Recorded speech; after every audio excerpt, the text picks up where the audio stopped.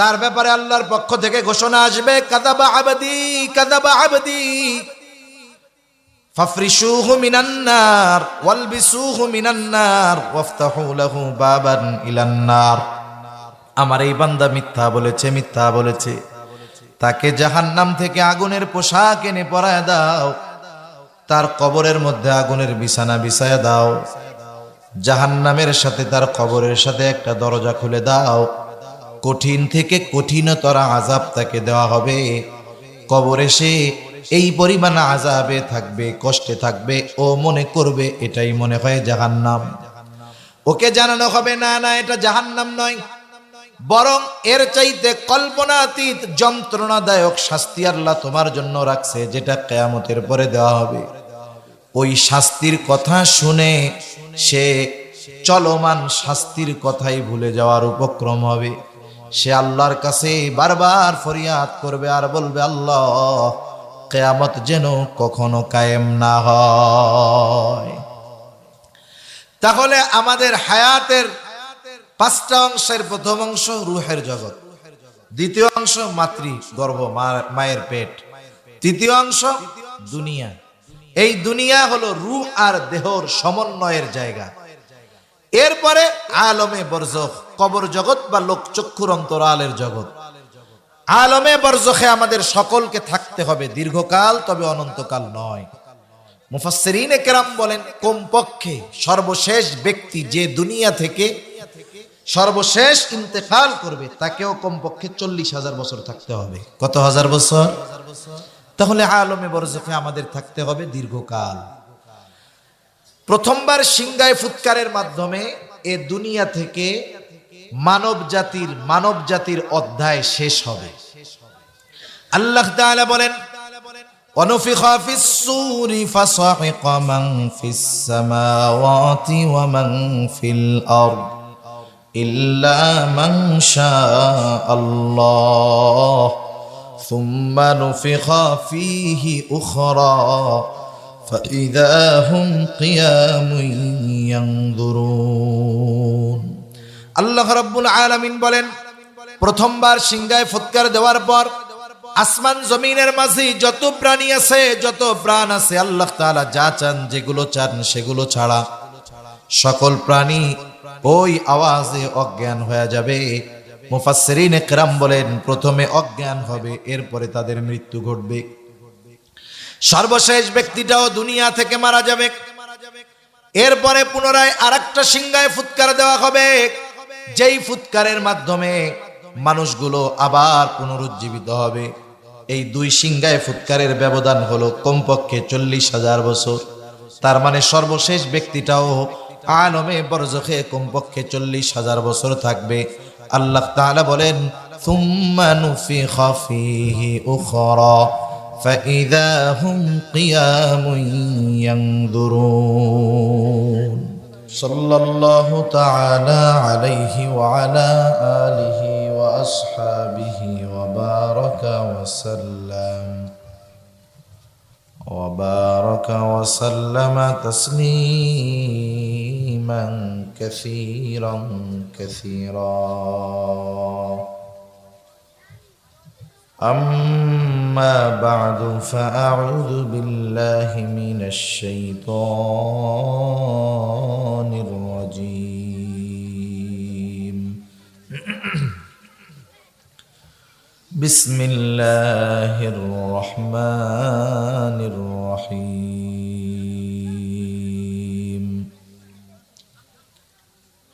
الذي خلق الموت والحياة ليبلوكم أيكم أحسن عملا. صدق الله العلي العظيم.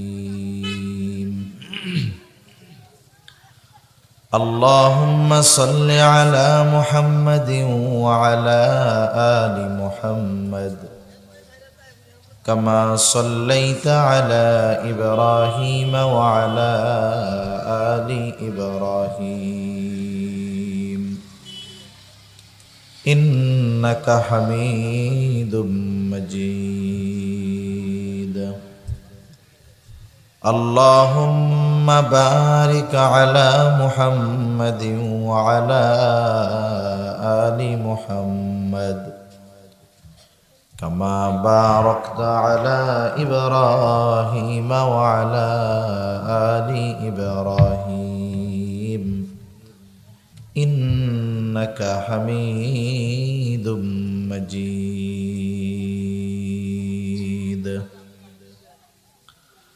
بلغ العلا بكماله كشف الدجى بجماله حسنت جميع خصاله صلوا عليه وآله। আল্লাহর মহব্বতে সকলে আমরা একটু জবান খুলে সর্বোত্তম জিকিরটা করি, লা ইলাহা ইল্লাল্লাহ।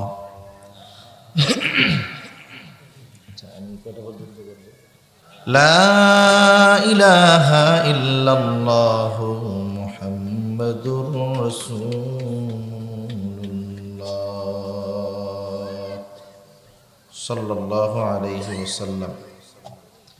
আলহামদুলিল্লাহ, দয়াময় আল্লাহ রাব্বুল আলামিনের দরবারে অগণিত শুকর যে মহান মালিক হায়াতে বরকত দিয়ে সুস্থ রেখে এতক্ষণ পর্যন্ত হাফেজ মাওলানা খালেদ সাইফুল্লাহ চাঁদপুরি মুহতারামের জবান থেকে খুবই গুরুত্বপূর্ণ কিছু কথা আপনারা শ্রবণ করতেছিলেন।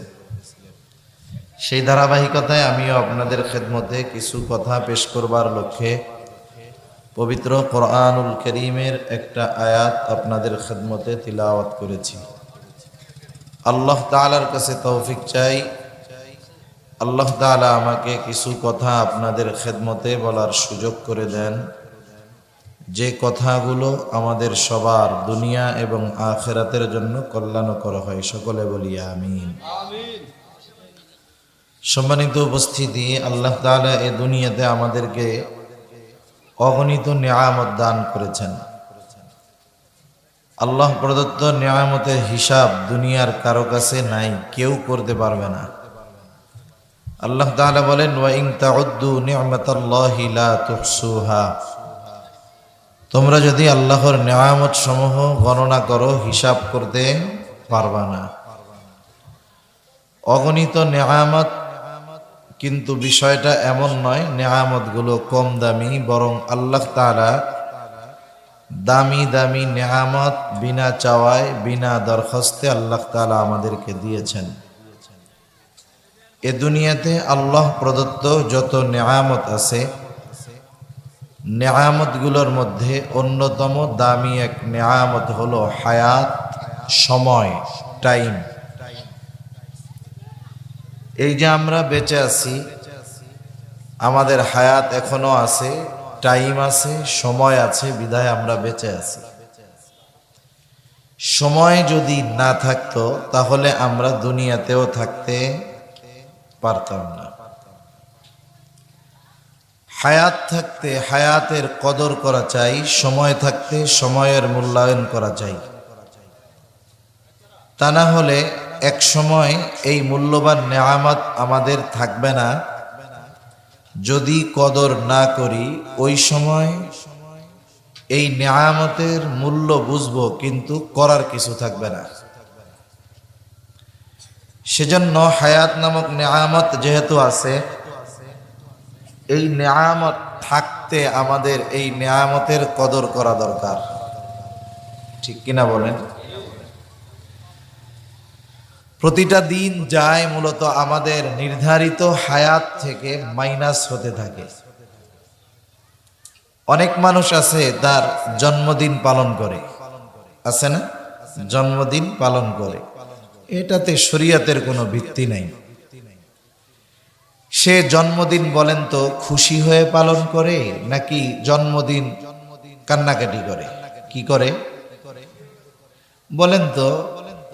সে যে জন্মদিন পালন করতেছে, হায়াত বাড়তেছে নাকি মাইনাস হইতেছে? আসলে তো উচিত ছিল পালন করা না করার বিষয়টা থাক, উচিত তো ছিল প্রতিটা মুহূর্ত যাওয়ার পরে আফসোস করার, যে আমার হায়াত থেকে, নির্ধারিত হায়াত থেকে একটা সেকেন্ড, একটা মিনিট চলে যাচ্ছে। বলেন তো, আমরা যদি জানতাম, কথার কথা, আমরা যদি কেউ জানতে পারতাম যে এখন থেকে 5 ঘন্টা পরে আমরা আর কেউ বেঁচে থাকতে পারবো না, কয় ঘন্টা পরে? 5 ঘন্টা পরে। বলেন তো এই 5 ঘন্টা কি করতাম আমরা? 5 ঘন্টা যদি নিশ্চিত হইতাম যে 5 ঘন্টা পরে আর বাঁচতে পারবো না, 2টা কাজ করতাম। 1 নাম্বার হলো, দুনিয়াতে যদি মা বাবার সাথে বেয়াদবি টেয়াদবি করে থাকে, দৌড়ায় গিয়ে মাফ টাপ চাই আসতাম।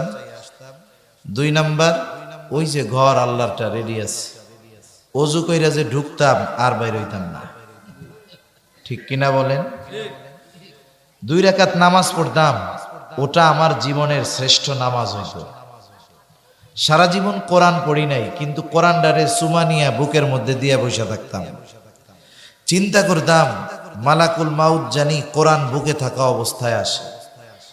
চিন্তা করতাম মালাকুল মাউত যেন সেজদারত অবস্থায় আসে। চিন্তা করতাম মালাকুল মাউত যেন নামাজরত অবস্থায় আসে। তাহলে হায়াত কতটুকু যদি নিশ্চিত জানতে পারতাম, আমরা আমাদের জীবনের গতিপথ পাল্টায় দিতাম। কিন্তু আমাদের প্রত্যেকেরই নির্ধারিত একটা সময় আছে, হায়াত আছে। এ দুনিয়াতে আমরা কতদিন থাকব, কতক্ষণ থাকব, এর নির্ধারিত মেয়াদ দিয়েই আল্লাহ তাআলা আমাকে আপনাকে দুনিয়াতে পাঠিয়েছেন। আজ রাত আমার জীবনের শেষ রাতও হতে পারে, আগামী দিনের সূর্যোদয় আমার নসিবে নাও থাকতে পারে। ঠিক কিনা বলেন? সেজন্য আমাদের উচিত সময় থাকতে, হায়াত থাকতে এই হায়াতের যথাযথ মূল্যায়ন করা। আফসোসের সাথে বলতে হয়, প্রতিনিয়ত হায়াত মাইনাস হয়, আর আমরা আনন্দ উদযাপনের মাধ্যমে ওই চলে যাওয়া নতুন সামনের হায়াতটাকে আমরা অভিবাদন জানাই, শুভেচ্ছা জানাই। এই যে আজকে 28শে ডিসেম্বর, আজকে 28 ডিসেম্বর, আজ থেকে 2 দিন পরে 31তম রাত্রে এ বাংলাদেশের হাজারো নয়, লক্ষ নয়, কোটি কোটি মানুষ নতুন এক বর্ষ বরণের জন্য প্রস্তুতি নিয়ে থাকবে। ঠিক কিনা বলে? আসলে আমরা জানি না, একটা জাতিকে যদি ধ্বংস করতে হয়, একটা জাতিকে যদি ধ্বংস করতে হয়, তাদের 2টা জিনিস ধ্বংস করে দিলে ওই জাতি জিন্দা লাশ হয়ে যায়। 1 নাম্বার হলো ওই জাতির শিক্ষা ব্যবস্থা। শিক্ষা ব্যবস্থা যদি ধ্বংস করা যায়, আমরা মুসলিম, আমরা ইমানদার, আমাদের কিন্তু শিক্ষার একটা স্পেশাল নিয়ম নীতি আছে। ইসলাম আমাদেরকে শিক্ষা গ্রহণ করতে বলেছে, দ্বীনি ইলম অর্জন করতে বলেছে। এটাই আমাদের মূল শিক্ষা। জাগতিক শিক্ষা এটা সাইড শিক্ষা, কিন্তু মূল শিক্ষা হলো কোরআন সুন্নাহর শিক্ষা। শিক্ষা ব্যবস্থা প্রতিষ্ঠান থেকে যদি দ্বীন শিক্ষা উঠায়া দেওয়া যায়, দুনিয়ার শিক্ষা ব্যবস্থা যদি প্রতিষ্ঠা করা যায়, তাহলে এক সময় ওই জাতি শিখবে ঠিক, কিন্তু আল্লাহকে চিনবে না, দ্বীন বুঝবে না। এক সময় ওই সন্তানগুলো তার শিক্ষা ব্যবস্থায় শিক্ষা গ্রহণ করে মুসলিম নামের মুনাফিক হিসাবে পয়দা হবে। ঠিক কিনা বলেন? ফেরাউন কিন্তু একদিনে হঠাৎ কইরা নিজেরে খোদা বলে দাবি করছে তা না। ফেরাউন যখন অধিপতি হয়েছে, 0 থেকে হিরো হয়েছে, কবরস্থানের দারোয়ান থেকে বাদশা হয়ে গেছে। এখন উচ্চ বিলাসিতা তো তার আরো অনেক বেশি। সে চিন্তা করতেছে, আমি ছিলাম তরমুজের ব্যাপারী, কবরস্থানের দারোয়ান, আমি যেহেতু বাদশা হইতেই পারছি, আমি মনে হয় খোদাও হইতে পারবো। শয়তানেও দিছে পাম। মনের কথা ফেরাউনের কলিজার বন্ধু হামানের কাছে বলছে যে, হামান বন্ধু, আমার তো বাদশা তো হইলাম, আর একটা জিনিস হইতে মন চাইতেছে। কি হইতে মন চায়? কয়, আমার তো খোদা হইতে মন চায়, রব হইতে মন চায়। হামান বলে, সাবধান, এখন যদি তুমি এই কথা মানুষের মধ্যে বলো তাইলে খোদাইগিরি লাগবে না, তোমার এই মসনদি থাকবে না, তুমি ছিন্ন বিচ্ছিন্ন হয়ে যাওয়া। ফেরাউন বেশ কিছুদিন চুপ। শয়তানে আবার মনের মধ্যে উস্কায়া দিছে। আবার হামান রে বলতেছে, হামান আমার তো খোদা হইতে মন চায়। জানে জিগার বন্ধু কি করা যায়। হামান বুদ্ধি টুদ্ধি বাইর করছে যে, শোনো, তুমি খোদা হবা কিন্তু ঘোষণা হঠাৎ করে দেওয়া যাবে না। কি করতে হবে? অপেক্ষা করতে হবে। কেমনে?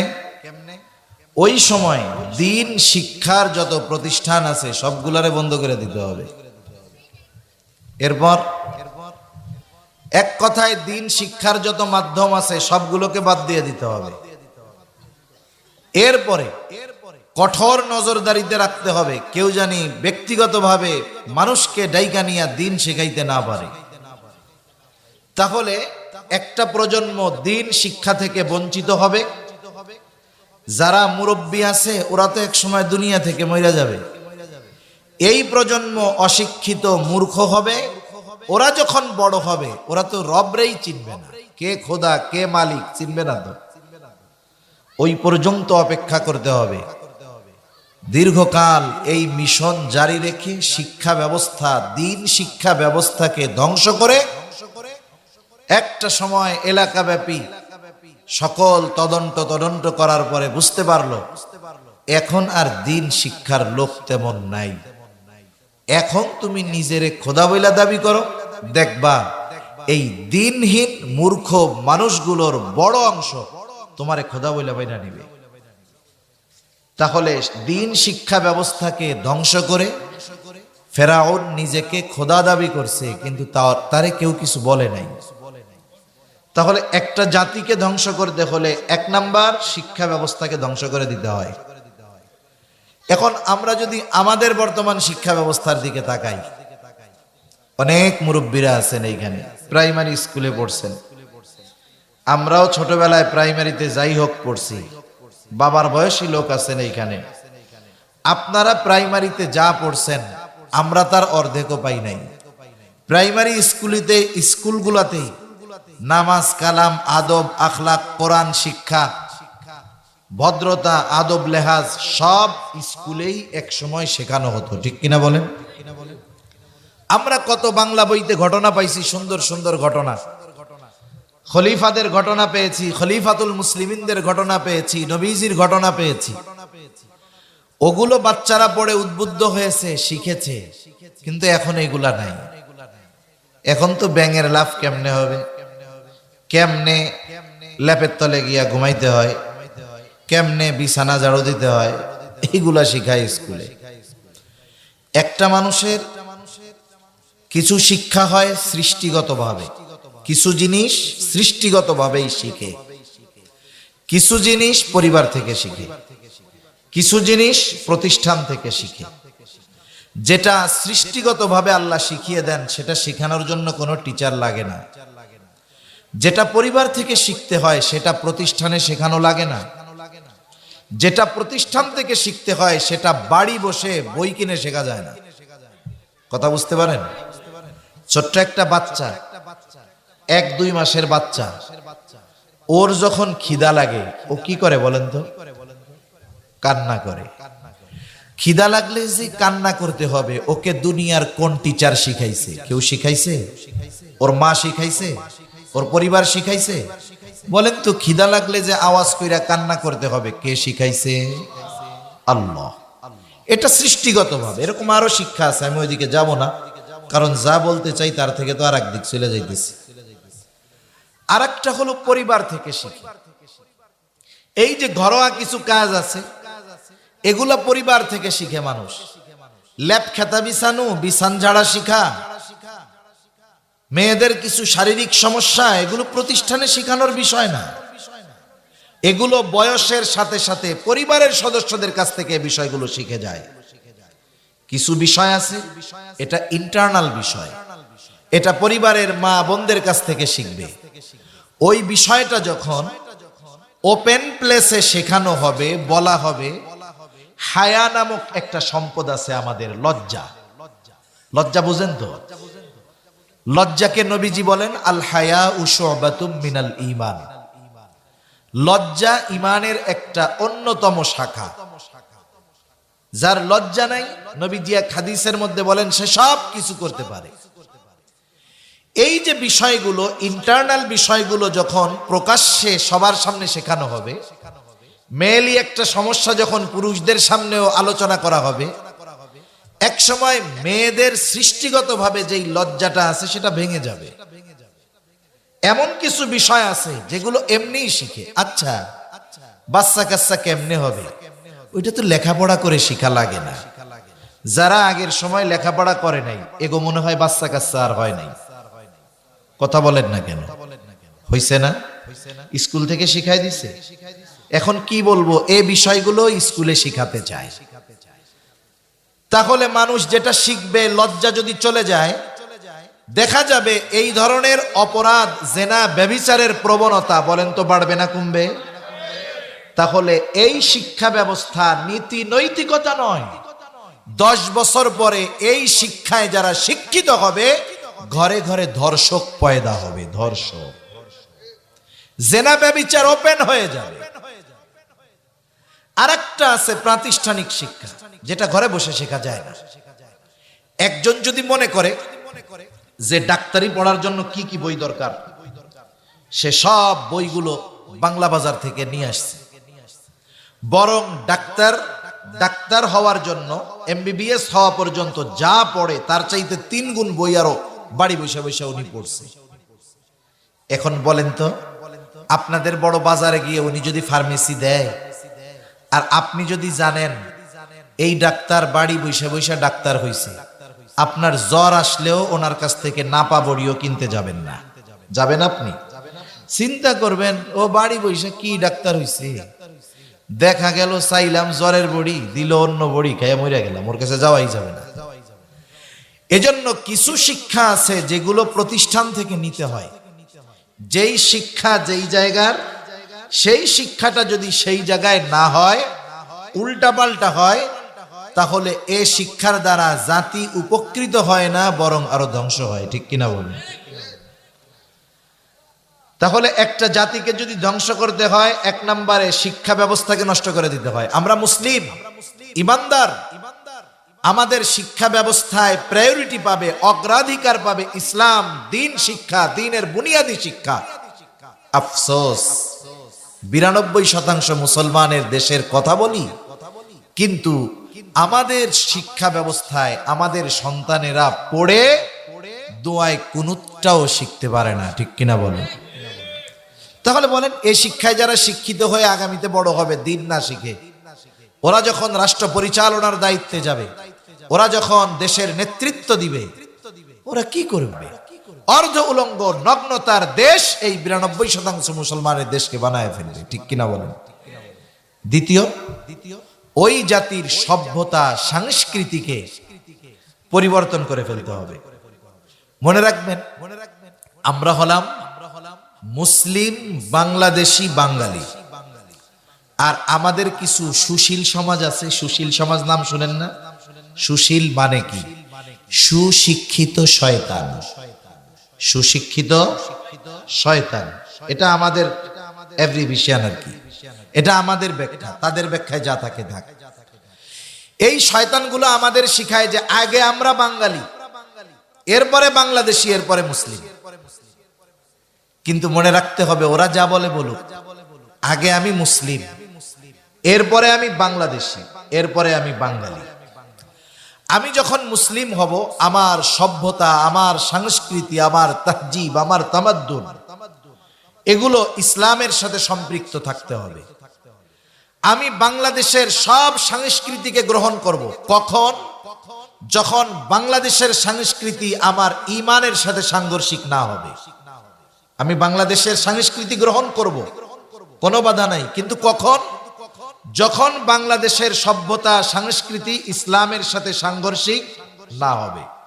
আমি যেহেতু বাঙালি, বাঙালি সংস্কৃতি গ্রহণ করব। কোনটা? যেটা আমার ইসলামের সাথে সাংঘর্ষিক হবে না। কিন্তু কোন সভ্যতা সংস্কৃতি যদি আমার ইসলামের সাথে সাংঘর্ষিক হয়, কোন সভ্যতা সংস্কৃতি কিছু পালন করতে গিয়ে যদি আমার ইসলামের ক্ষতি হয়, ওই রকম সংস্কৃতি সভ্যতা নিয়ম নীতির তোয়াক্কা করা যাবে না। এখন আসেন, আমরা মুসলমান, আমাদের কিন্তু একটা সভ্যতা সংস্কৃতি না নাই আছে, সবগুলো ইমানের সাথে সম্পৃক্ত। এর বাইরে যেতে গেলেই ইমানের সাথে সাংঘর্ষিক হবে। আমি সবগুলো বলবো না, আমি এখন শুধু এই যে 31st নাইট, নববর্ষ বরণ, এটা নিয়ে দুই একটা কথা বলবো, যেহেতু সময়ের সাথে এই বিষয়টাও সম্পৃক্ত আছে। এখন আমরা দেখেন, আজকে 28 ডিসেম্বর, রোজ বৃহস্পতিবার। আচ্ছা, কে আছেন বলেন তো এখন বাংলা কোন মাস? চিন্তা করে দেখেন তো, এইরকম পৌষ মাসের ঠান্ডা, পৌষ মাস কইতে 10 সেকেন্ড বাবা লাগছে। বলেন তো পৌষ মাসের কয় তারিখ? আছেন কে? যাক, এক আল্লাহর বান্দা পাওয়া গেছে। মুরব্বী মনে হয় বলছে না? মুরব্বী পারবে। বলেন তো আজকে আরবি কি মাস? মাস বাদ দেন, বলেন তো কয় তারিখ? এলাকার কেউ জানেন না। অথচ দেখেন আমাদের সব ইবাদত, একটু নিজেরা নিজেদেরকে একটু বিচার করেন যে আমরা তো মুসলমান অবস্থা থেকে, আমাদের সব ইবাদত সম্পৃক্ত এই চন্দ্র তারিখের সাথে। আমাদের সব ইবাদত সম্পৃক্ত চন্দ্র তারিখের সাথে। আজকে 15 তারিখ চন্দ্র মাসের, আমরা বলতে পারি নাই। এটা আমাদের জন্য আফসোসের ব্যাপার। কেউ যদি ইংরেজি মাসের নাম না জানে, তারিখ না জানে, বছর না জানে, তার একটা সগীরা গুনাহও হবে না, এটা কোনো খারাপ বিষয়ও হবে না। কিন্তু একটা সমাজের, একটা এলাকার সব মানুষ যদি আরবি তারিখ না জানে, তাহলে সকলেই গুনাহগার হবে। কমপক্ষে কিছু মানুষের এটা জানার দরকার যে আরবি কোন মাস, কোন তারিখ, কোন বছর, এটা আমাদের জানার দরকার। তাহলে দেখেন আমাদের মধ্যে মুসলমানিত্বেরও অভাব, আমাদের মধ্যে বাঙালিগিরির অভাব, সব বাদ দিয়ে এখন আমরা ইংরেজদের সভ্যতা ধরে বসছি। ঠিক কিনা বলেন? নিজেদেরকে নিজেরা একটু মাইপেন যে হালতটা কি। তাইলে বাঙালি বাঙালি বলে লাফাই, কিন্তু বাঙালিত্ব ভিতরে নেই। মুসলমান মুসলমান বলে লাফাই, আমাদের মধ্যে প্রকৃত মুসলমানিত্ব নাই। কথায় যেহেতু আসলো, একটা পরামর্শ দেই আপনাদের, রাগ হবেন না তো? আপনারা মনে করছেন এ হুজুর কি শুরু করলো আবার, ভালোই সুর টুর দিয়া ওয়াজ করতো, এখন দেখি ঘুষামারা কথা কয়। বলেন তো এগুলো আমাদের দরকার আছে না নাই? আচ্ছা, ডাক্তারের কাছে যখন রুগী যায়, রুগীকে ব্যান্ডেজ করে দিছে, ডাক্তার বলছে 1 সপ্তাহ পরে আবার আসবেন। এইবার 1 সপ্তাহ পরে রুগী আবার গেছে ড্রেসিং করানোর জন্য। বলেন তো ডাক্তার কি ব্যান্ডেজ খুইলাই আবার মলম ডইলা ওই গস কাপড় দিয়ে ব্যান্ডেজ বাইদা দেয়, নাকি ওই ঘাটারে পরিষ্কার কইরা আবারও রক্তাক্ত করে? বলেন তো খোসায়। কারণ জানে যত খোসায়া কাঁচা রক্ত বের করা হবে, এর জীবাণু তত বের হবে, লোকটার কোনো জীবাণু থাকবে না, পরবর্তীতে সমস্যা হবে না। এজন্য কিছু দিনই কথা বলতে গেলে আমাদের একটু খোসা কষ্ট লাগতে পারে, কিন্তু এটা আমাদের জন্য কল্যাণকর। একটা পরামর্শ দিয়ে আপনাদের যদি মন চায় মানতে পারেন। এই যে মসজিদ, এখানে ছোট্ট একটা বোর্ড বানাবেন, সাদা বোর্ড।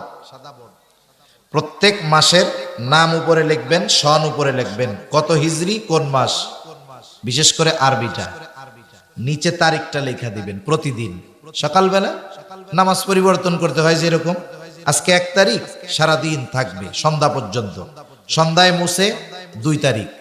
তাহলে কমপক্ষে নামাজি যারা আছে এরা তারিখটা কমপক্ষে জানতে পারবে। কারণ এই জায়গায় তো আলহামদুলিল্লাহ এই মসজিদের মুসল্লি আছেন অনেকে, আমরা কেউ তারিখটা বলতে পারলাম না, আপনারা কেউ বলতে পারলেন না, কিন্তু ওখানে যদি থাকতো তাহলে কমপক্ষে ওই তারিখটা দেখতে পারতেন। ওখানে যদি থাকতো 5 ওয়াক্তের মুসল্লি না থাক, জুমায় তো মুসল্লি বেশি আছে, ওই দিন দেখা মোটামুটি হিসাব করে কইতে পারতো যে গত শুক্রবারে এই তারিখ দেখছিলাম, তাহলে আজকে তো এই তারিখ হইতে পারে। কিন্তু আফসোস একজনও আপনারা বলতে পারেন নাই। এটা আমাদের জন্য আফসোসের ব্যাপার। তা যাই হোক, এই যে 28 তারিখ, আজকে 31 তারিখ, ইংরেজি নববর্ষ উদযাপন করা। ইংরেজি তারিখের পিছনে অনেক জায়গায় দুইটা শব্দ বেশি লেখা থাকে। একটা হলো 2023 ইসাই অথবা 2023 খ্রিস্টাব্দ, এই দুইটা বেশি লেখা থাকে। এই দুই শব্দের দ্বারা আপনারা কি বুঝলেন? এই দুই শব্দের দ্বারা বোঝা যায় এই ইংরেজি সনটা ইবাদতের সাথে সম্পৃক্ত সন, তারিখ। ইংরেজি বর্ষটা হলো সাথে সম্পৃক্ত, ইবাদতের সাথে সম্পৃক্ত সময়। এজন্যই আমাদের বড়দিন কয় তারিখ জানেন? 25 ডিসেম্বর। কোনদিন তো পরিবর্তন হয় না। তার মানে ওরা ইবাদত গুলো করে ওদের তারিখ অনুযায়ী। এটা মূলত ওদের ইবাদতের সাথে সম্পৃক্ত সন, বছর। তবে আন্তর্জাতিক গেড়াকলের কাছে আমাদেরকেও এই তারিখ অনুযায়ী হিসাব রাখতে হয়, সেটা ভিন্ন কথা। কিন্তু একজন মুসলিম হিসাবে এই খ্রিস্টীয় বর্ষ, এই সন একটা চলে যাবে আর একটা আসবে। একজন মুসলমানের ক্ষেত্রে এই বিষয় নিয়ে কোনো বাড়াবাড়ি, মাতামাতি উদযাপনের সুযোগ নাই। যদি আমি আপনি করি কি হবে?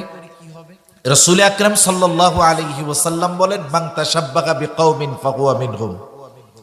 যে যেই জাতির অনুসরণ, অনুকরণ করবে সে সেই জাতির বলে ধরা হবে, অন্তর্ভুক্ত হবে। আল্লামা ইবনে কাসির রাহমাতুল্লাহি আলাইহি উনি ওনার এক ব্যাখ্যার মধ্যে বলেন, এর দ্বারা উদ্দেশ্য হলো যে কোন মুমিন মুশরিকদের কথা, কর্ম, চিন্তাধারা, পোশাক আশাক, এ টু জেড কোন কিছু যদি অনুসরণ করে, অনুকরণ করে, তাহলে সে ওই জাতির অনুসরণকারী হিসাবে বিবেচিত হবে। কথাটা চিন্তা করছেন? তাদের কথা, কর্ম, চিন্তাধারা, পোশাক আশাক কোনো কিছুর অনুসরণ করার সুযোগ নাই। কারণ ইসলামী সভ্যতায় ইসলামী পোশাক আছে না নাই? আছে। তাহলে আপনি তাদেরটা কেন অনুসরণ করবেন? যদি অনুসরণ করেন আর যদি মোহাব্বত লাইগাই যায়, তাহলে হাদিসের ভাষায় কিয়ামতের দিন ওদের কাতারে হাসরের দিন উঠে দাঁড়াইতে হবে। আল্লাহ তাআলা আমাদের সহিহ বুঝ দান করুন। মনে রাখতে হবে, এ বিষয় নিয়ে কাউকে শুভেচ্ছা জানানো যাবে না। যারা শুনতেছেন, যারা যুবক ভাই আছেন, ফেসবুক চালান, আপনি পোস্ট দিয়ে দিবেন যে এটার সাথে ইসলাম মুসলমানদের সম্পর্ক নাই। অনুগ্রহপূর্বক কেউ আমাকে শুভেচ্ছা জানাবেন না। কেউ যদি শুভেচ্ছা জানায় তার সাথে আমার সম্পর্ক থাকবে না। আল্লাহ তাআলা আমাদের বুঝবার তৌফিক দান করুন। আমি যেই বিষয়ে আলোচনা করতে চাচ্ছিলাম সেটা হলো সময়। সময় হলো আল্লাহ প্রদত্ত অন্যতম দামি এক নেয়ামত। সময় কত দামি যে আল্লাহ সুবহানাহু ওয়া তাআলা কোরআনুল কারীমের মধ্যে সময়ের কসম করছেন। আমরা যেই আল্লাহর কসম করি সেই আল্লাহ কসম করেছেন সময়ের। কিসের কসম করছেন? সময়ের। যেমন আল্লাহ তাআলা এক জায়গায় বলেন, ওয়াল আসর, সময়ের কসম। কোন কোন মুফাসসির বলেন আসরের কসম। আল্লাহ রাব্বুল আলামিন আরেক জায়গায় বলেন ওয়াদ-দুহা, প্রভাতের কসম, সকালের কসম। আরেক জায়গায় আল্লাহ তাআলা বলেন ওয়াল-লাইলি ইযা সাজা, রাতের কসম যখন তা অন্ধকারাচ্ছন্ন হয়ে যায়। আল্লাহ তাআলা বলেন, আবার আরেক জায়গায় বলেন ওয়াল-লাইলি ইযা ইয়াগশা, রাতের কসম যখন সূর্য চলে যায়, অন্ধকারাচ্ছন্ন হয়ে যায়। দিনের কসম আল্লাহ তাআলা করেছেন ওয়ান-নাহারি ইযা তাজাল্লা, দিনের শপথ যখন তা আলোকিত হয়ে যায়। আল্লাহ তাআলা আবার ফজরের কসম করেছেন ওয়াল ফাজর, আল্লাহ তাআলা বলেন ফজরের কসম। আবার বিশেষ 10টা রাত্রের কসম আল্লাহ তাআলা করেন। আল্লাহ তাআলা বলেন ওয়াল-লাইলি ইযা ইয়াগশা। তাহলে বিভিন্ন সময় উল্লেখ করে ওই সমস্ত সময়ের কসম করেছেন কে? আমরা যে আল্লাহর কসম করি, আল্লাহর শপথ করি, আমাদের কথাগুলোকে মানুষের কাছে গ্রহণযোগ্য বিশ্বস্ত করে তোলার জন্য যেই রবের কসম করি, সেই রব কসম করতেছেন সময়ের। এতটুকুর দ্বারা একজন আকলমান লোক, বুদ্ধিমান লোকের বুঝতে বাকি নাই যে আল্লাহ তাআলার কাছে সময়ের তাৎপর্য, সময়ের মূল্য কত, সাথে সাথে এই সময় যে কত দামি এক নেয়ামত। আশা করি এটা বুঝতে আপনাদের কষ্ট হবে না। এই গোটা হায়াতটাই হলো সময়, সময়ের সমষ্টি হলো এই হায়াত, এই জীবন। আল্লাহ তাআলা আমাকে আপনাকে নির্ধারিত সময়ে নির্ধারিত হায়াত দিয়ে দুনিয়ায় পাঠায়া দিয়েছেন। সাধারণত মানুষের হায়াতটা 5টা ভাগে বিভক্ত হয়। কয় ভাগে? 5 ভাগে। 1 নাম্বার, আমাদের কিছু কাল অতিবাহিত হয়েছে, যেটা ছিল আলমে আরওয়াহ, রূহের জগতে। রূহের জগতে অবস্থানের আগে আমাদের কোনো অস্তিত্বই ছিল না, না এই দেহের ছিল, না রূহের ছিল। আদম আলাইহিস সালাতু ওয়াস সালামকে আল্লাহ তাআলা সৃষ্টি করবার পর আদম আলাইহিস সালামের পৃষ্ঠদেশ তথা পিঠ থেকে আল্লাহ তাআলা কিয়ামত পর্যন্ত যত মানুষ আসবে, যত মানুষ এসেছে, যত মানুষ আছে, আল্লাহ তাআলা একত্রে একসাথে আদম আলাইহিস সালাতু ওয়াস সালামের পৃষ্ঠদেশ থেকে বের করেছে। একসাথে সব রূহ আল্লাহ তাআলা বাইর করছে। আমরা সকলে রূহের জগতে ছিলাম। রূহের জগতে কত বছর ছিলাম, কত কাল ছিলাম, আমাদের কারো কিন্তু ওই হিসাব জানা নাই। দেখা যাবে লক্ষ লক্ষ লক্ষ বছর পার হয়ে গেছে রূহের জগতে। এখন প্রশ্ন হতে পারে, রূহ কি জিনিস? রূহটাই হলো আমাদের মূল। এই যে স্ট্রাকচার, এই দেহ, এটার কোনো দাম নাই যদি এই দেহ থেকে রূহটা বের হয়ে যায়। এই জন্য দেহ থেকে যখন রূহ বিচ্ছিন্ন হয়ে যায়, মানুষ তখন মারা যায়, তখন ওই মানুষটাকে আমরা বলি লাশ। তখন তার নাম বলি না, উল্লেখ করি অমুকের লাশ অথবা শুধু লাশ। অর্থ হলো লা শাইউন ফি, যার মধ্যে কিছুই নাই। আসলে কি নাই? হাতও আছে, চোখও আছে, কানও আছে, পাও আছে, সব আছে। কি নাই? যেইটা নাই সেটাই হলো রূহ, আর সেটাই হলো একটা মানুষের মূল জিনিস। রূহ কি জিনিস? কিছু বিষয় আছে যে মানুষ ওই বিষয়টা অনুধাবন করার, চিন্তা করার, বুঝবার যোগ্যতা, জ্ঞান আল্লাহ তাআলা মানুষকে দেয় না। আল্লাহর প্রতি যদি অগাধ বিশ্বাস থাকে, আল্লাহ তাআলার কথাটাকেই বান্দা বিশ্বাস করে নেয়, বুঝুক আর না বুঝুক। যখন রাসূলুল্লাহ সাল্লাল্লাহু আলাইহি ওয়াসাল্লাম এদের দাওয়াত দিচ্ছেন, নবীজি তো আর এদের মাঝে অপরিচিত ছিলেন না। 40 বছরের উপরে নবীজি কার সাথে বসবাস করছে, তার মানুষ ওনারে ভালো মতো চিনে। মক্কার মানুষই উনাকে আল আমিন উপাধি দিয়েছে, মক্কার মানুষই উনাকে আস-সাদিক উপাধি দিয়েছে। রাসূলুল্লাহ সাল্লাল্লাহু আলাইহি ওয়াসাল্লাম যখন দ্বীনের দাওয়াত দেওয়া শুরু করেছে, তারা নেতৃত্ব হারা হয়ে যাবে এই ভয়ে নবীজিকে মানে না। আবার চিন্তা করে, মুহাম্মদ তো সাধারণ মানুষ নয়, গোটা হায়াতেও একটা মিথ্যা কথা বলে নাই, মুহাম্মদ জীবনেও একটা মিথ্যা কথা বলে নাই। ওদের মধ্যে 2টা চিন্তা হইতো, আসলেও কি মুহাম্মদ নবী নাকি? কারণ বংশের মধ্যে কোনো নবী আসে নাই। ইসমাইল আলাইহিস সালামের থেকে এই বংশের শুরু। মুহাম্মাদুর রাসূলুল্লাহ ইসমাইল আলাইহিস সালামের বংশের একমাত্র নবী এবং শেষ নবী। এর মধ্যে যেখানে কোনো নবী নাই, এই জন্য নবী কেমন হতে পারে এই ব্যাপারে তাদের ধারণা কম। ওরা চিন্তা করতেছে, আসলেই কি মুহাম্মদ নবী নাকি, কেমনে বুঝবো? এই চিন্তা করে তারা চিন্তা করল, আমাদের 2 জন প্রতিনিধি পাঠায় দেই। যেহেতু ওইখানে আহলে কিতাব আসিরা আছে, যারা আসমানি কিতাবের ধারক বাহক, ধারাবাহিকতার ক্রমান্বয়ে তাদের কাছে নবী আসছে। কেউ যদি নবী দাবি করে, হঠাৎ কইরাই নবী হইতে পারবে না। কে নবী হতে পারে কি যোগ্যতা প্রয়োজন সেটা ওদের জানা থাকবে। এই জন্য দুইজন ব্যক্তিকে কুরাইশরা নির্বাচন করলো। একজন হলো নজর ইবনে হারিস, আর একজন হলো উকবা ইবনে মুঈত।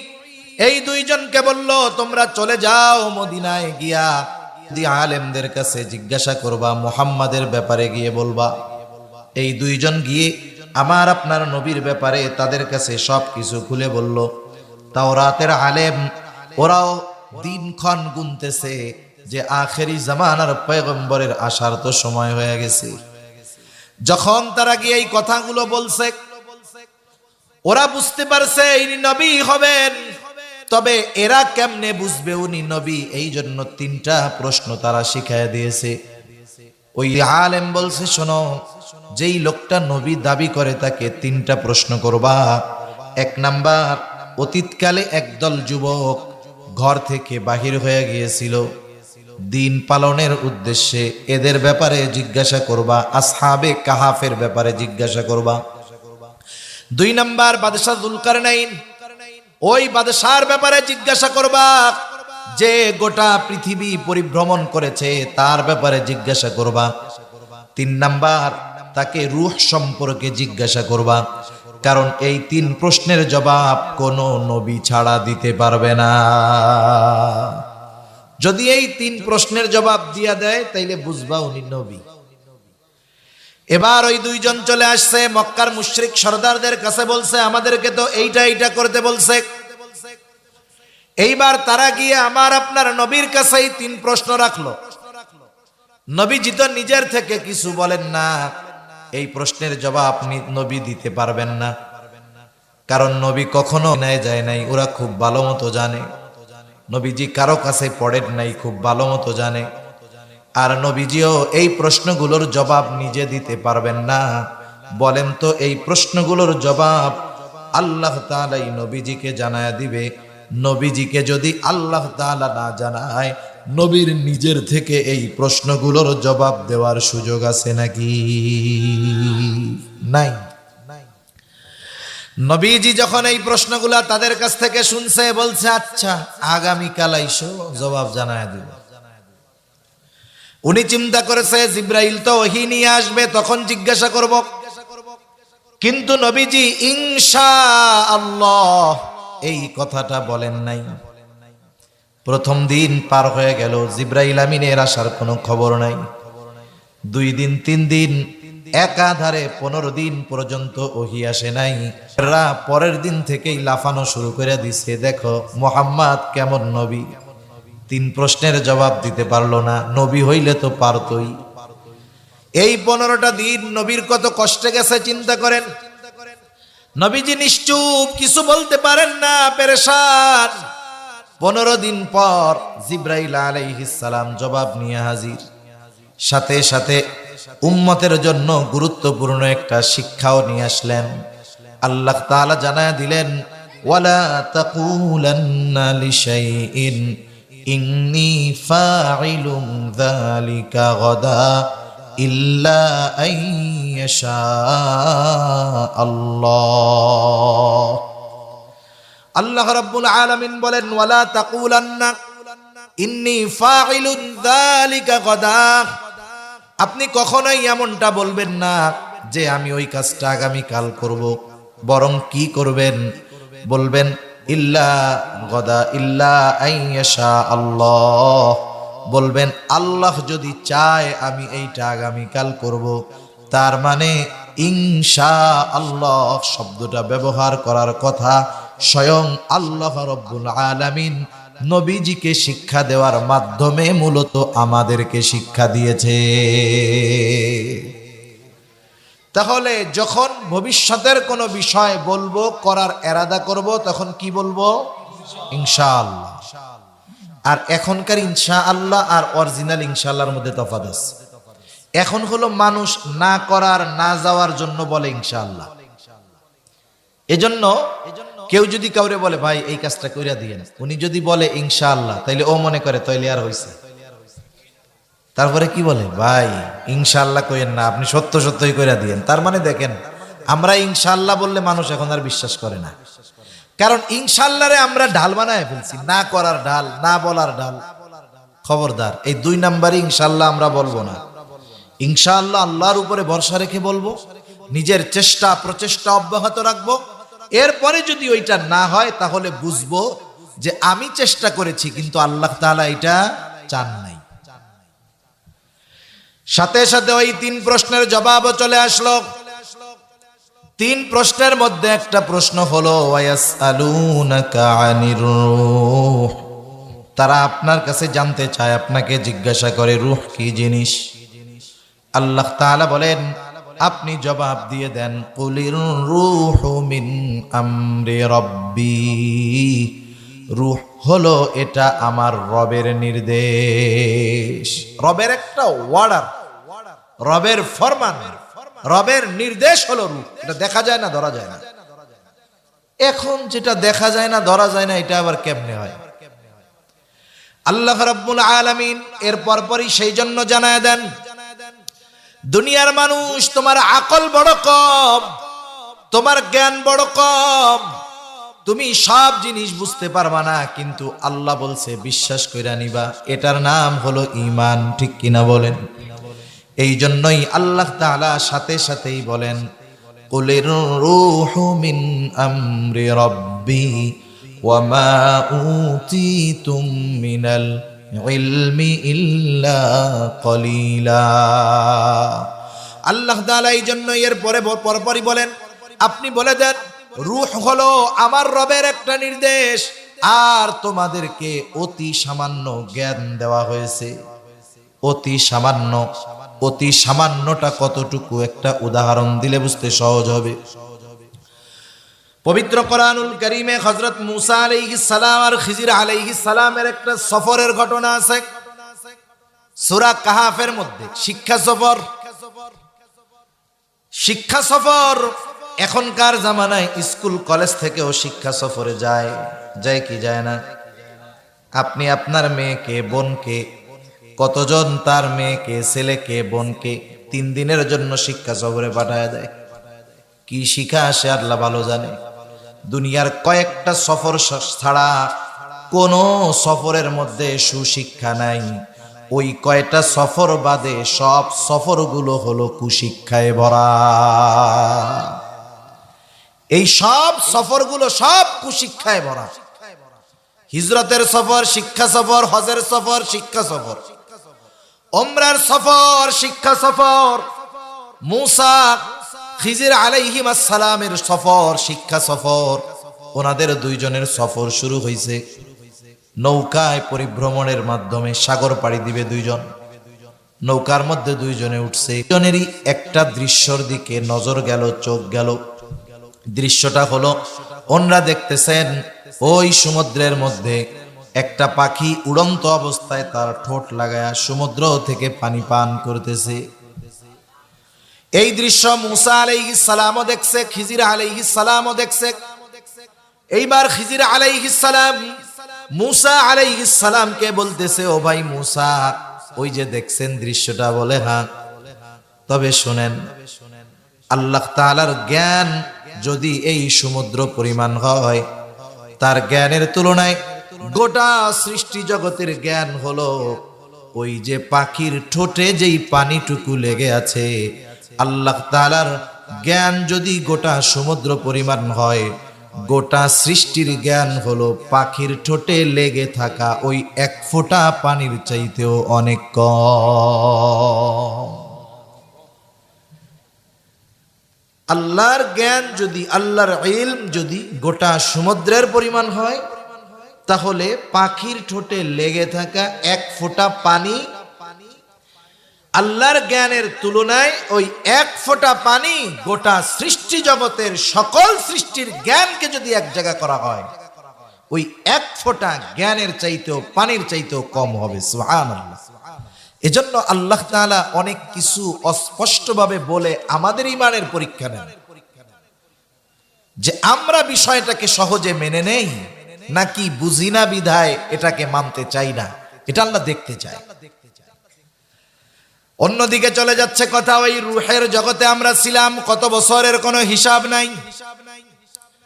এরপরে আসলাম আলমে বরজখ থেকে আলমে বুতুন, মাতৃগর্ভের মধ্যে আমরা আসলাম। মাতৃগর্ভের মধ্যে এই দেহ আর রূহ, এই দুইটার সংমিশ্রণ করা হলো। আল্লাহ রাব্বুল আলামিন মাতা পিতার মাধ্যমে দুনিয়ায় আমাদেরকে পাঠানোর ব্যবস্থা করলেন। এক ফোঁটা পানি মাতৃগর্ভে দিলেন, সেটা ফোঁটা বললেও ভুল হবে, এত ক্ষুদ্র থেকে ক্ষুদ্রাতীত একটা অংশ মায়ের গর্ভে দিয়ে আল্লাহ রাব্বুল আলামিন 120 দিন প্রসেসের পরে একটা মাংসপিণ্ড হলো। এই দেহটার একটা স্ট্রাকচার হলো। আল্লাহ তাআলা এইবার ফেরেশতাকে পাঠায় দিলেন মাতৃগর্ভের মধ্যে। আল্লাহর নির্দেশে ওই মাংসপিণ্ডের মধ্যে ফেরেশতা রূহ ফুঁকে দিল। মানুষের হার্ট সর্বপ্রথম তৈরি হয়, এরপরে দেহের অন্যান্য অর্গানগুলো হয়। অনেক সময় দেখবেন অনেক বাচ্চা আছে যথা সময়ের পূর্বে দুনিয়ায় ভূমিষ্ঠ হয়ে যায়, দেখা যায় তার কান পরিপূর্ণ হয় নাই, চোখ দুইটা ফুটে নাই, হাত পাটা পরিপূর্ণ হয় নাই। বলেন তো এরকম হয় কি হয় না? কারণ তার দেহটা পূর্ণাঙ্গতা লাভ করতে পারে নাই। আগে আসে হার্ট, আল্লাহ তাআলা রূহ দিয়ে দেয় ফেরেশতা আল্লাহর নির্দেশে। এইবার মায়ের গর্ভে ওই সময় ওই রূহ আমার আপনার দেহের সাথে কতদিন থাকবে এটা মাতৃগর্ভে নির্ধারিত হয়ে যায়। মাতৃগর্ভের মধ্যে তারিখ লিমিট হয়ে যায় যে এই দেহের সাথে রূহ কতদিন অবস্থান করবে। এরপরে আলমে বুতুন থেকে আমরা আসি আলমে দুনিয়ায়। অথচ অনেকে দেখা যায় আলমে বুতুনের মধ্যেই তার সফর শেষ, মাতৃগর্ভ থেকে দুনিয়ায় আসার আগেই সে মারা যায়। অনেকে আলমে দুনিয়ায় আসে, অল্প কিছু সময় থেকে মারা যায়। কেউ 1 মাস, কেউ 1 বছর, কেউ 2 বছর, 10 বছর, 15, 20, 40, 50, 60, 70, 80, 100 বছর বাঁচা লোকের সংখ্যা নাই বললেই চলে। ঠিক কিনা বলেন? 100 বছর বাঁচা লোকের সংখ্যা নাই বললেই চলে। পরিস্থিতি এমন, দুনিয়ায় এই আলমে দুনিয়ায় আমরা কতদিন থাকব আল্লাহ তাআলা এর সময়টা নির্ধারণ করে রাখছে। সময় নির্ধারিত আছে, তবে আমাদের জানা নাই। যদি আমরা জানতাম তাইলে ওই যে বললাম একেবারে সময় যখন শেষ সময়ে 20 মিনিট আগে তওবা কইরা বাকি জীবন ধুমসে আকাম কুকাম করতাম। এই জন্য আল্লাহ তাআলা হায়াত নির্ধারিত, তবে আমাদের অজানা রাইখা দিছে। আমাদের জানা নাই যে কতটুকু সময় আমার জন্য আছে। যখন সময়টা ফুরায় যাবে আল্লাহ তাআলা বলেন ফাইযা জাআ আজালুহুম লা ইস্তাখিরুনা সাআতাও ওয়া লা ইস্তাকদিমুন। আল্লাহ তাআলা জানায় দেন যথা সময়ে মালাকুল মউত হাজির হয়ে যাবে, 1 মুহূর্ত আগেও আসবে না, 1 মুহূর্ত বিলম্ব করবে না। এইবার আমার আপনার দেহ থেকে রূহটা আবার বিচ্ছিন্ন হয়ে যাবে। আমি আপনি অনন্তকালের পথের সফরের পথিক হয়ে যাব। মানুষ যখন মারা যায় দেহ থেকে রূহটা বিচ্ছিন্ন হয়ে যায়, এই দেহর তখন আর দাম থাকে না। এটাকে কেউ আর মহব্বত করে না। কত মহব্বত, এই কপালে কেউ তখন আর চুমা দিতে আসে না। এইখানে যদি মইরা যাই আমি আপনি, আল্লাহর কসম ওই ঘর আপনি যত টাকা দিয়েই বানান না কেন, যত দামি ল্যাপ দশক ঘরের মধ্যে থাকুক না কেন, আপনি বয়ান শুনতেছেন, আপনার পরিবারের সন্তান, স্ত্রী, কন্যা হয়তো আপনার জন্য বিছানা রেডি করে রাখছে। আব্বা আসলে ঘুমাবে, স্বামী আসলে ঘুমাবে, ছোট বোন হয়তো ভাইয়ের জন্য বিছানা রেডি করে রাখছে, ভাইয়া আসলে ঘুমাবে। বলেন তো আল্লাহ না করুন এই জায়গায় যদি আমার আপনার রূহটা বের হয়ে যায়, ওই মাও বলবে না সন্তানের জন্য বিছানা বানায় রাখছি, আজকে রাতটা ওর দেহটা এই বিছানায় লেপের তলে বলবে? বলবে যে বাড়ি একটু আইনা দেখাইও, আগে এই জায়গা থেকে গোসল টোসল দিয়া টিয়া কাফন টাফন পরাইয়া যাওয়ার সময় আমরা একটু দেখ মনে। এটাই দুনিয়া, কোনো দাম নাই এই স্ট্রাকচারের। রূহটা বের হয়ে গেলে মেয়াদ শেষ। সব অঞ্চলেই মাইকের মধ্যে ঘোষণা দেয় অমুক এলাকার অমুক, আজ বিকাল 5 ঘটিকার সময়, আজ সন্ধ্যা 7 ঘটিকার সময় ইন্তেকাল করিয়াছে। আগামী দিন সকাল বেলায় অমুক মাঠে সকাল 9টায় মরহুমের নামাজে জানাজা অনুষ্ঠিত হবে। অতএব সকল ধর্মপ্রাণ মুসলমানদেরকে উক্ত মরহুমের জানাজায় শরীক হওয়ার জন্য অনুরোধ করা গেল। এই ঘোষণা আপনাদের এলাকায় দেয় কি দেয় না? এই ঘোষণা দেওয়ার সময় একটা আরবি শব্দ ব্যবহার করে, শব্দটা হলো ইন্তেকাল। ইন্তেকাল শব্দের অর্থ হলো স্থানান্তরিত হওয়া। তার মানে সে এক জায়গায় ছিল, এখান থেকে আর এক জায়গায় গিয়েছে। দেহ পচনশীল কিন্তু রূহ পচে না।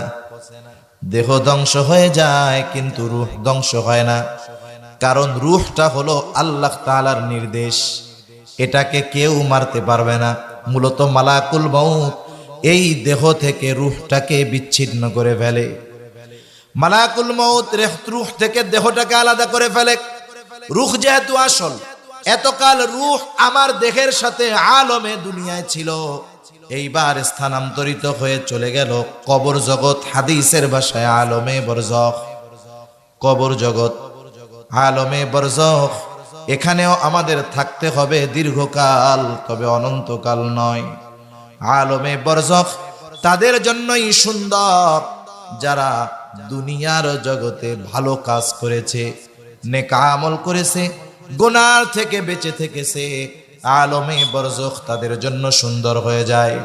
যখন আমরা দুনিয়া থেকে চলে যাব, আমাদের প্রত্যেককেই কবরে যখন রাখা হবে, প্রশ্ন করার জন্য ফেরেশতা চলে আসবে। এমন 3টা প্রশ্ন করবে, যেই 3 প্রশ্নের কথা বারবার বারবার আমরা দুনিয়ায় শুনি। অনেকে পরীক্ষার সময় নকল নিয়ে যায় লেখা, চিন্তা করে যদি না পারি তাতে কি, নকল দেখা দেখা প্রশ্নের উত্তর দিয়া দিব। কেউ যদি চিন্তা করে হুজুরেরা তো বলছে, উলামায়ে কেরাম বলছে, হাদিসের মধ্যে আসছে কবরে 3 প্রশ্ন করা হবে, অসুবিধা কোথায়? আমার পোলাপানকে ওসিয়ত করব যে আমি যখন মারা যাব 3 প্রশ্নের জবাব লেখা কাফনের মধ্যে দিয়া দিস।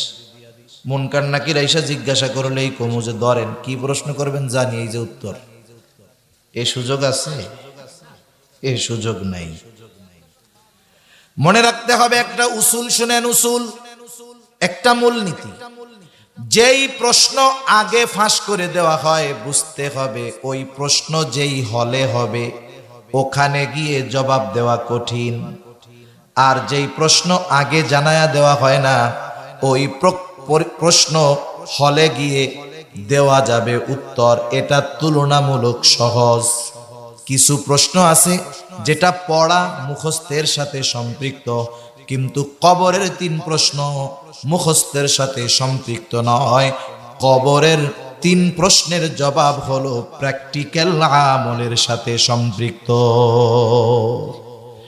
যে এই 3 প্রশ্নের আলোকে দুনিয়ায় আমল করবে, সে যদি কবরে এই 3 প্রশ্ন হবে নাও জানে, কিন্তু ওই 3 প্রশ্নের আলোকে দুনিয়ায় যদি আমল করে এমনি জবাব দিতে পারবে। কবরের 3 প্রশ্ন, প্রথম হলো মার রাব্বুক, তোমার রব কে। 2 নম্বর প্রশ্ন আমা দীনুক, তোমার দিন কি। 3 নম্বর প্রশ্ন 2টা বর্ণনা, একটা হলো আমার নবীউক, তোমার নবী কে। আর এক বর্ণনায় আসছে নবীজিকে দেখায় বলা হবে মা হাদার রাজুলুল্লাযী বুইসা ফীকুম। প্রথম প্রশ্নের জবাব হলো রব্বি আল্লাহ, আমার আপনার রব কে, জোরে বলেন। এটা তো সবাই জানি, কিন্তু জবাব দিতে পারবে কে? জবাব দিতে পারবে সে কে? ইন্নাল্লাযীনা ক্বালু রাব্বুনাল্লাহু সুম্মা ইসতাকামু তাতানাজ্জালু আলাইহিমুল মালায়েকা আল্লা তাখাফু ওয়া লা তাহজানু وأبشروا بالجنة التي كنتم توعدون। জবাব দিতে পারবে কে? ইন্নাল্লাযীনা ক্বালু রাব্বুনাল্লাহ, যারা বলে আমার রব আল্লাহ, আমাদের রব আল্লাহ। শুধু মৌখিক ভাবে বলে আমাদের রব আল্লাহ এমনটা নয়, সুম্মাস্তাকামু, এই কথার উপরে অটল থাকে। এখন মনে করেন কথার কথা, নির্বাচন যেহেতু, নির্বাচনেরটা দিয়া বুঝাই। একজন বলতেছে আমি হলাম আওয়ামী লীগের কর্মী, অথবা একজন বলে আমি বিএনপির কর্মী। এই বইলা যদি জয় বাংলা স্লোগান দেয়, বিএনপির লোক পিটানি দিবে কি দিবে না? পিটানি দিবে না? এই তুই বেটা ধানের শীষ মার্কা জয় বাংলা স্লোগান দেশ কেন? আবার এই দলের কেউ যদি বাংলাদেশ জিন্দাবাদ বলে, পিটানি দিবে কি দিবে না? তার মানে কথা কর্ম এক হইতে হবে। তুমি কথা কও একটা, কাম করো আর একটা, হবে না তো? যখন বলল রব্বুন আল্লাহ, আমাদের রব আল্লাহ, সুম্মাস্তাকামু, অর্থাৎ এই কথার উপরে সে ইস্তেকামতের উপরে থাকবে। আল্লাহকে রব বললে যত বিপদ আপদ আসুক না কেন, সে ওই বিপদে অটল অবিচল থাকবে। রবের সকল আদেশ নিষেধ মেনে চলবে, রবের খুশির জন্য সব কিছু করবে। রব যেই কাজে বেজার হয়, দুনিয়ার মানুষ বেজার হলেও সেটা ছেড়ে দিবে।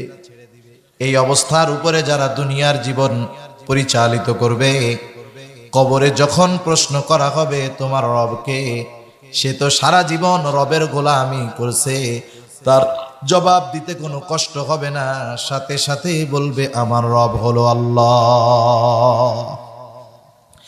2 নাম্বার, তোমার দিন কি? আমার দিন ইসলাম। এটা মুখস্থ করা যায় ঠিক, কিন্তু পরিপূর্ণ ইসলামের উপরে না চললে কবরে এই প্রশ্নের জবাব দেওয়া যাবে না। কেউ যদি পরিপূর্ণ ইসলামের মধ্যে অন্তর্ভুক্ত না হয়, তাহলে কাজ হবে না। এই জন্য আল্লাহ বলেন, ইয়া আইয়ুহাল্লাযীনা আমানু দুখুলু ফিস সিলমি কাফা, তোমরা পরিপূর্ণভাবে ইসলামের মধ্যে দাখিল হও, অন্তর্ভুক্ত হয়ে যাও। ইসলাম হলো পূর্ণাঙ্গ জীবন ব্যবস্থা।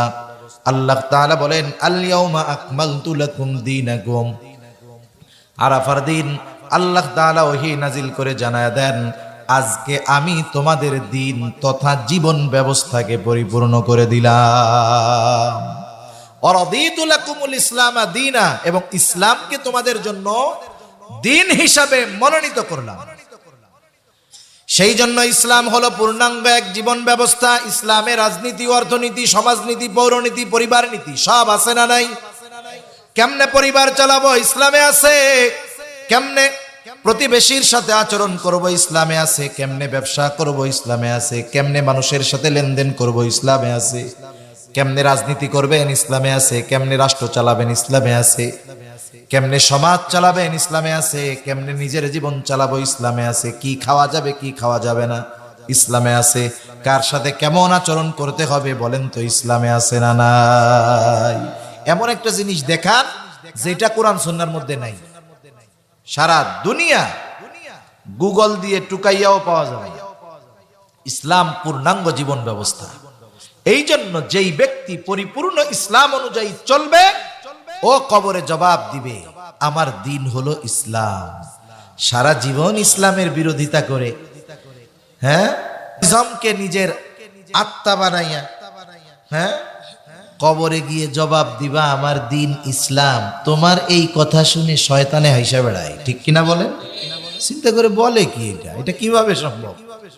ইসলামের মধ্যে নাই, সারা জীবন ইসলামের বিরোধিতা করছে, কবরে গিয়া জবাব দিবে যে আমার দিন হলো ইসলাম। এ কি দুনিয়া? পাওয়ার আছে, ক্ষমতা আছে, ভয় দেখাইলা যা করলা করে ফেললা, এটা তো আর তা না। 3 নাম্বার প্রশ্ন, আমার নবীয়ুক, তোমার নবীকে, অথবা নবীকে দেখায় বলা হবে মা হাদার রাজুলুল্লাযী বুইসা ফীকুম, এই ব্যক্তিকে যাকে তোমাদের কাছে প্রেরণ করা হয়েছিল। যেই ব্যক্তি নবীর আদর্শের উপরে চলবে, নবীর সুন্নাতের ধারক বাহক হবে, নবীর মোহাব্বত অন্তরে রাইখা নবীর সুন্নাতকে মোহাব্বতের সাথে অনুসরণ করবে, ওই ব্যক্তি জবাব দিবে আমার নবী হলেন মুহাম্মাদুর রাসূলুল্লাহ। এই 3 আমল ছাড়া কবরের ওই 3 প্রশ্নের জবাব দেওয়া অসম্ভব। আল্লাহ তাআলা এই 3 প্রশ্নের জবাব দেওয়ার মতো আমল আমাদের করবার তৌফিক দান করেন, জোরে বলি আমিন। আলমে বারজাখে এই 3 প্রশ্নের জবাব যারা দিতে পারবে, কারা পারবে? এই 3 প্রশ্নের জবাবের আলোকে যারা দুনিয়ায় আমল করছে তারা। আল্লাহ তাআলার পক্ষ থেকে ঘোষণা আসবে সাদাকা আবাদি, সাদাকা আবাদি, ফাফরিশুহু মিনাল জান্নাহ ওয়ালবিসুহু মিনাল জান্নাহ ওয়াফতাহু লাহু বাবান ইলাল জান্নাহ। আল্লাহর পক্ষ থেকে ঘোষণা আসবে, আমার এই বান্দা সত্য বলেছে, সত্য বলেছে। জান্নাত থেকে জান্নাতি পোশাক এনে একে পরায়া দাও, জান্নাতের বিছানায় না কবরের মধ্যে বিছায়া দাও, জান্নাতের সাথে তার কবরের সাথে একটা দরজা খুলে দাও। এইবার ওই ব্যক্তিকে বলা হবে, তুমি ঘুমাও যেমন করে নতুন দুলা ঘুমায়। সে তার কবর হবে জান্নাতের একটা বাগান। ও মনে করবে এটাই মনে হয় জান্নাত। ফেরেশতারা তাকে বলবে, না না, এটা জান্নাত নয়। ও তো মনে করবে এর চাইতে নেয়ামত আর কিছু হইতে পারে না। ফেরেশতারা তাকে বলবে, শোনো, আল্লাহ তাআলা এর চাইতে কল্পনাতীত নেয়ামত তোমার জন্য রেখে দিয়েছি, যেটা কিয়ামতের পরে তোমাকে দেওয়া হবে। ও এবার আল্লাহর কাছে বলবে, আল্লাহ তাড়াতাড়ি কিয়ামত কায়েম করেন, আমি আমার আসল বাড়ি যাবো।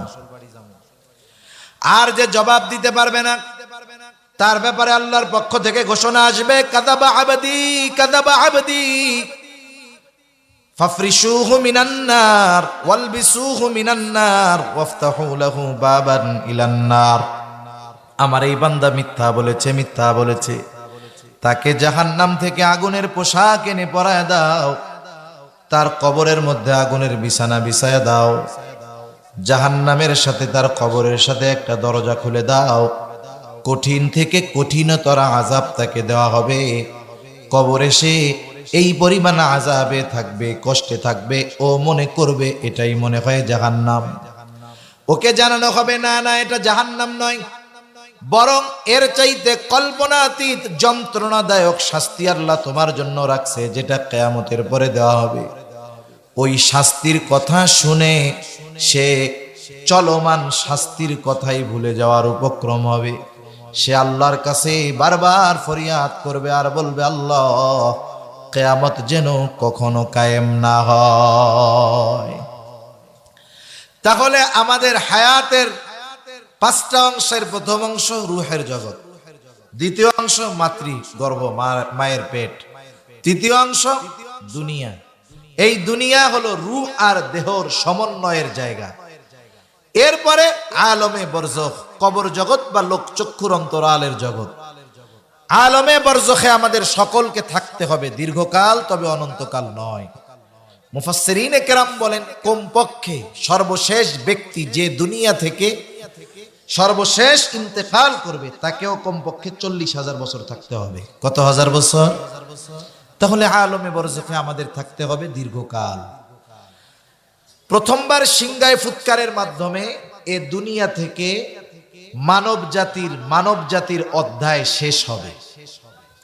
আল্লাহ তাআলা বলেন, ওয়ানুফিখা ফিস-সূরি ফাসাহিকা মান ফিস-সামাওয়াতি ওয়া মান ফিল আরদ ইল্লা মান শাআল্লাহ সুম্মা নুফিখা ফীহি উখরা فإذا هم قيام ينظرون। আল্লাহ রাব্বুল আলামিন বলেন, প্রথমবার সিংগায় ফুৎকার দেওয়ার পর আসমান জমিনের মাঝে যত প্রাণী আছে, যত প্রাণ আছে, আল্লাহ তাআলা যা চান, যেগুলো চান সেগুলো ছাড়া সকল প্রাণী ওই আওয়াজে অজ্ঞান হয়ে যাবে। মুফাসসিরিনে কেরাম বলেন, প্রথমে অজ্ঞান হবে, এরপরে তাদের মৃত্যু ঘটবে। সর্বশেষ ব্যক্তিটাও দুনিয়া থেকে মারা যাবে।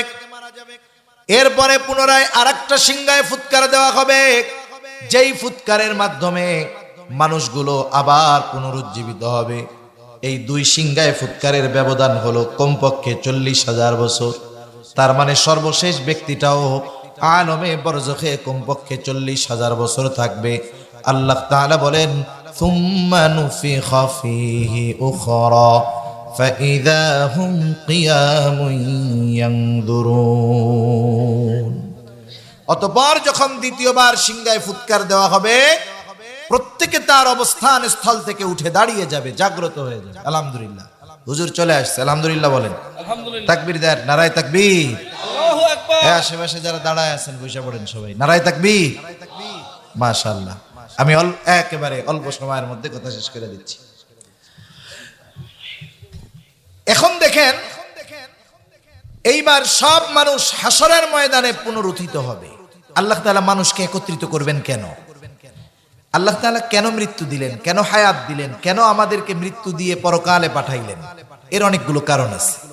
এর মধ্যে অন্যতম এক কারণ আল্লাহ তাআলা বলেন, ওয়া ইন্নামা তুওয়াফাউনা উজুরাকুম ইয়াউমাল কিয়ামা, কিয়ামতের দিন মানুষকে তার কর্মের পূর্ণ প্রতিদান দেওয়া হবে। কোন কর্মের? কিয়ামতের দিন মানুষকে তার দুনিয়ার কর্মের পূর্ণ প্রতিদান দেওয়া হবে। কোন মানুষ দুনিয়ায় তার ভালো কাজ অথবা খারাপ কাজ কোনটারই পূর্ণ প্রতিদান পায় না। পূর্ণ প্রতিদান পাবে কোন দিন বলেন তো? কিয়ামতের দিন।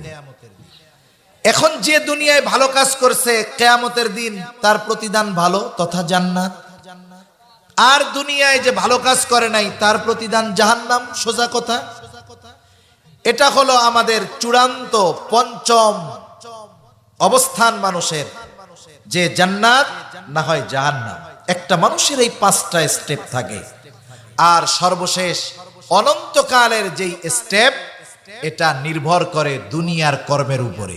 এজন্য দুনিয়ার হায়াত, দুনিয়ার এই 60-70 বছরের হায়াত হলো সবচাইতে দামি সম্পদ, সবচাইতে দামি হায়াত যেটা আমরা এখন অতিবাহিত করতেছি।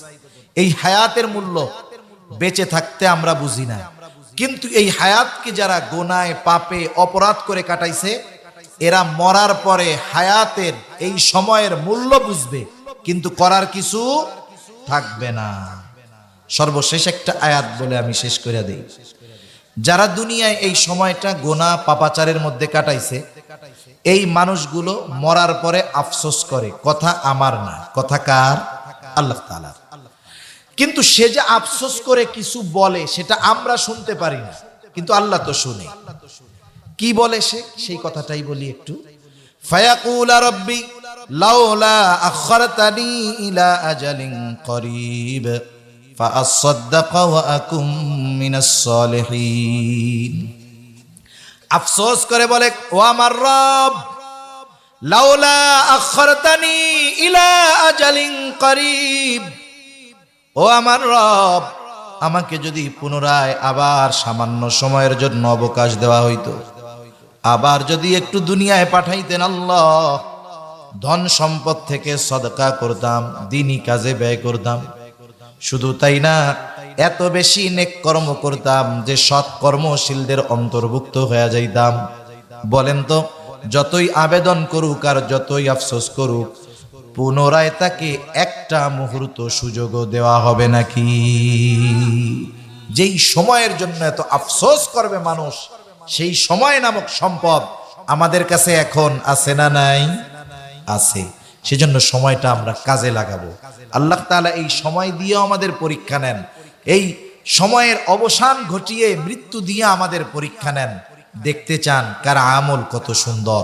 আল্লাহ তাআলা আমাদের সকলকে যথাযথভাবে এই সময় নামক নেয়ামতের কদর করার তৌফিক দান করুন। সকলে বলি আমিন।